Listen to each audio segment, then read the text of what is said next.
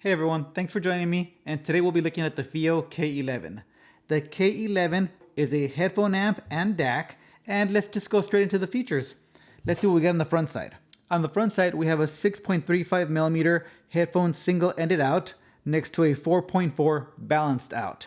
After that, we have a really nice and clear screen, and then we have our encoder here. Really nice. It has these little knurling, so it has a really nice grip to it. I really love how it feels. It's plastic, but it has a really nice finish. It almost looks like aluminum. The outside case is also plastic, but again, very nicely finished. The bottom has this rubberized grip at the bottom, so it does tend to hold very well, which I really like. I really dig the styling of this unit. The top has the FiiO logo here, and that glows in a couple of different LED colors. Luckily, there's an option in here to turn that off.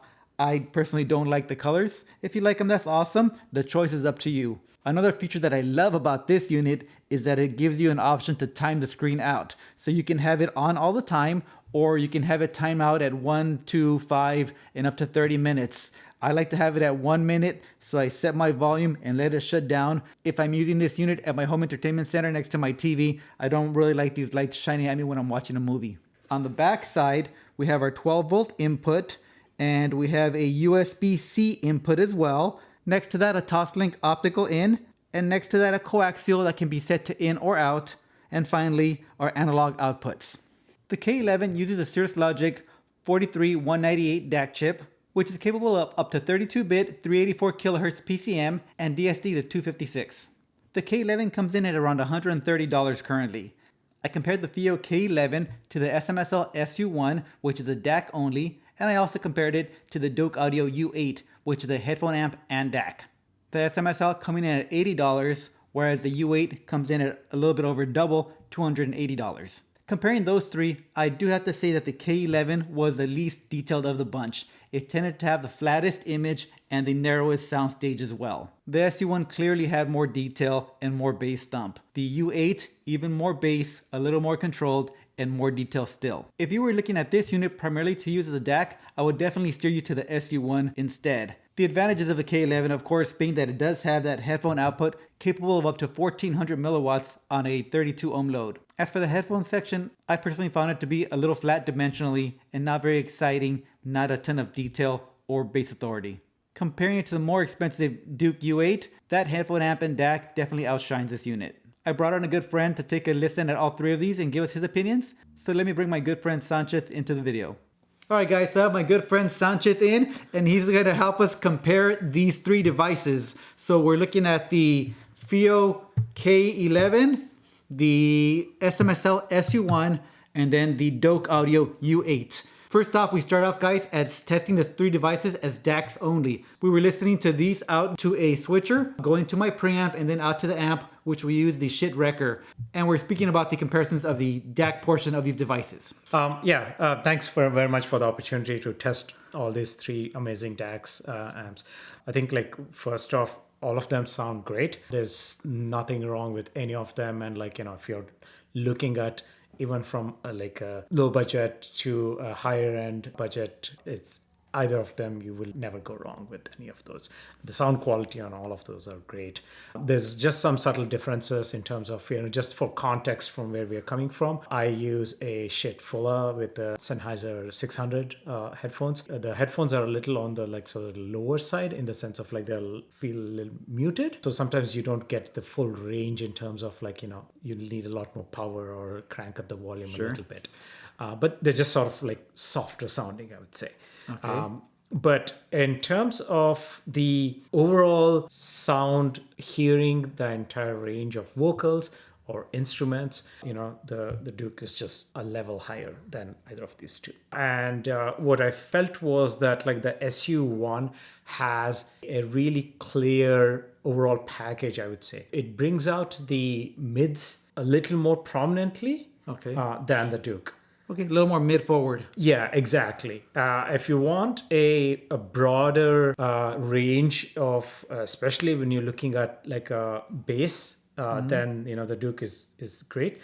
But the thing is that this one, the overall package in terms of, hey, I just want something that just has a good balance of the lows, the mids, and the deep, without a lot more prominence on any of the specific ranges. Sure. The SU-1 is great. Okay. Right. And it's just a great value. I feel like just a good experience. Yeah. Without that, if you're not too much concerned on like, okay, on the lows, I want to be able to hear every single bass range. Right. All the little grit and texture. Yeah, exactly. And if you're not too particular about like just a very the deepness or the spatialness, it's definitely it's a winner. It's a winner. Yeah. Yeah, for sure. I feel like for what it is, it's awesome sounding DAC. Yeah. How about detail wise? I felt that the Douk definitely still beats it on detail. Yeah. And I found the FiiO to be not missing detail. Yeah. Just like flatter, not in the tones, but more flatter in the dimensions. I found it to be a little more like compressed, not as wide soundstage. What did you feel on the detail aspect? What was your findings? I agree. I think like the FiiO, you feel like the sounds, the range feels a little like sort of closer together. Okay. If that makes sense. On the SU-1, it's like I said, there's a clear sort of consistency in the spacing, and then Douk just expands that depth and the range of the sounds to just another step above, I would say. Right? Sure. So yeah, that sort of has been my experience. What did you pick up on the bass on this one? Not so much, I would say. A little lacking, right? Yeah, lacking in the sense of like, you go from the FiiO to either of these. And you get more thump. Clear, more thump, that deep rumbling sounds. Right.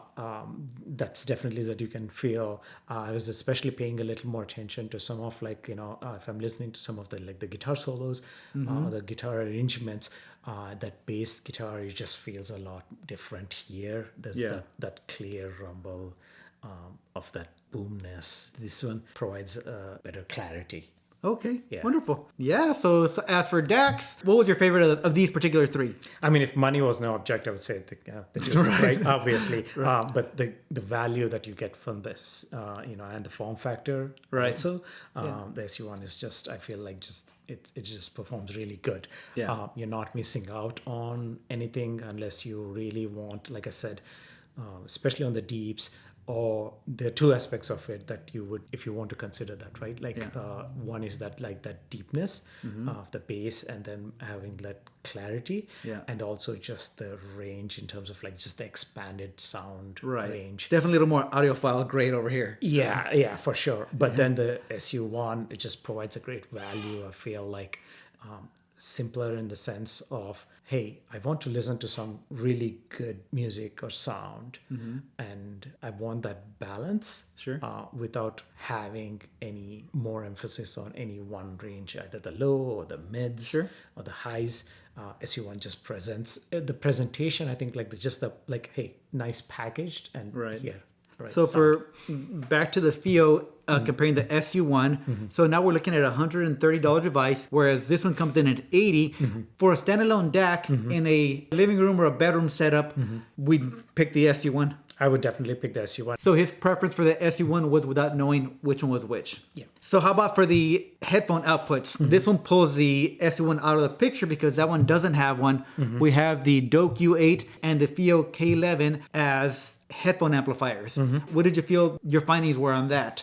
I will note that we had to play with the gain on this one. We liked it at medium, whereas the Douk doesn't have a gain setting, is just one gain. What were your findings? I think just what we heard on the speakers as a DAC when it comes to headphones. I feel like the range and the depth and differences between the different instruments when the music was playing. You found more separation, a lot more space? distinction in space, separation with the Douk. For Right. sure. FiiO, it sort of carries sort of that same observations that I felt with the speakers, is that it feels a little narrower in the sense of, I'm not getting that whole range of more of like, I would say the lows. The bass notes? The bass notes are a lot less distinguishable compared to this. So in the sense of they're missing, or the sense of that they're muddy? There's no messing. I wouldn't also say like muddying, but you just don't hear some of those. So just not as detailed as this one in the bass. Detail might be missing some small aspects.